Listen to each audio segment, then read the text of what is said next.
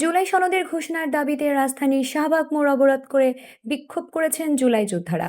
এ সময় তারা স্লোগানে বলেন, অন্তর্বর্তী সরকার, জুলাই সনদ দরকার। বৃহস্পতিবার ৩১ জুলাই বেলা ১১টা থেকে শুরু হওয়া এই অবরোধে অংশ নিয়ে তারা সড়কে অবস্থান নেন।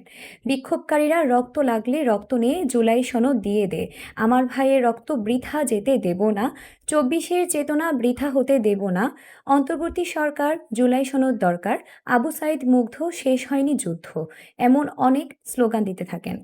আন্দোলনকারীরা বলেন, আমাদের জুলাই সনদ দিতেই হবে, এটি সংবিধানে লিপিবদ্ধ করতে হবে, না হলে আমরা জীবন দেব, কিন্তু রাজপথ ছাড়ব না।